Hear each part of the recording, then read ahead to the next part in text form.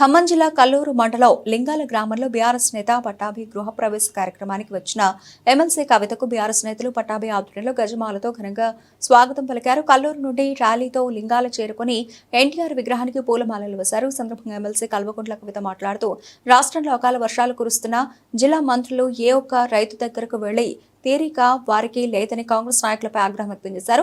సత్తుపల్లిలో రాజకీయంగా ఎదిగిన నాయకులు సీతారామ ప్రాజెక్టు నిర్మించడానికి చేతులు రాలేదని పరోక్షంగా తుమ్మల పొంగులేటిని ఉద్దేశించి తీవ్రస్థాయిలో విమర్శలు చేశారు. అంతకుముందు పట్టాభి గృహప్రవేశ కార్యక్రమం అనంతరం మహిళలతో కలిసి ఎమ్మెల్సీ కవిత బతుకమ్మ ఆడిపాడారు.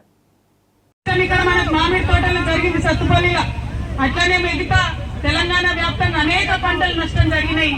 మీ అందరూ ఒప్పుకుంటే ఈ ప్రభుత్వాన్ని నేను డిమాండ్ చేస్తున్నా, ఎకరానికి 20,000 రూపాయలు పంట నష్టం తీసుకొచ్చి రైతులకు ఇవ్వాలని చెప్పి నేను డిమాండ్ చేస్తా ఉన్నా.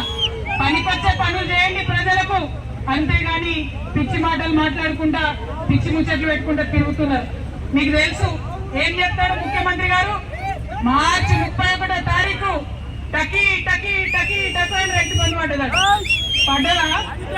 సగం మందికి వరలేదు. రైతు భరోసా, రైతు బీమా ఏమీ లేదు. రైతు రుణమాఫీ చేస్తామన్నారు, 60% మందికి రుణమాఫీ కానీ లేదు. ఇక్కడ మా మహిళలు చాలా మంది ఉన్నారు. 2025 ఎవరికైనా వచ్చిందా అన్న? అకౌంట్ చేస్తున్నావా? వచ్చిందా? రాలేని చెప్పారా? మరి వచ్చిందా? సత్తుపల్లిలో 2,000 ఎవరికైనా తులం బంగారం వచ్చిందా? ఎవరికైనా స్కూటీలు వచ్చినాయా? ఇక్కడ చదువుకున్న యువమిత్రులు ఉన్నారు. డిగ్రీ పాస్ అయితే 25,000, పీజీ పాస్ అయితే 50,000 వచ్చిందా? ఎవరికైనా స్కాలర్షిప్ రాలే కదా? ఏర్పాటు చేయడంలో మా తమ్ముడు ఉద్యమకారుడు హుసేన్ గారు చాలా పెద్ద ఎత్తున పాత్ర పోషించి కష్టపడి అందరినీ కూడా మిమ్మల్ని ఇక్కడ తీసుకొచ్చినారు. ఇవాళ పట్టాభి ఇంట్లో గృహప్రవేశం అంటే సత్తుపల్లి నియోజకవర్గం అంతా సంబరం జరుగుతూ ఉంది.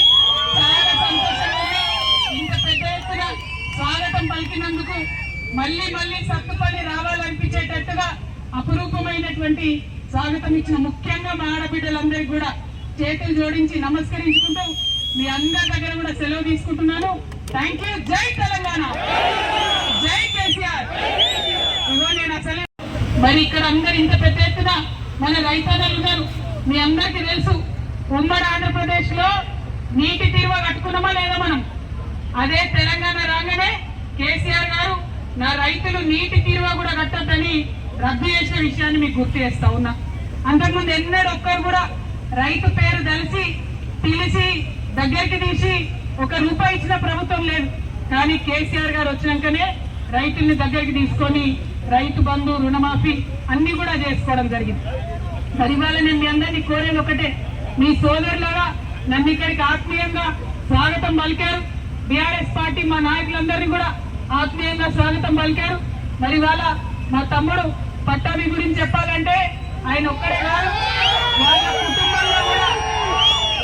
కుటుంబంలో కూడా మట్టూరి భద్రయ్య గారి దగ్గర సిపిఎం నాయకుడు కీర్తిశేషులు, వాళ్ళ దగ్గర నుంచి మొదలు పెట్టుకుంటే వాళ్ళ నాన్నగారు నాగప్రసాద్ గారు, వాళ్ళ అమ్మగారు అరుణమ్మ గారు 10 సంవత్సరాలు కూడా మరి గ్రామానికి సర్పంచ్ గా సేవలు చేసినారు.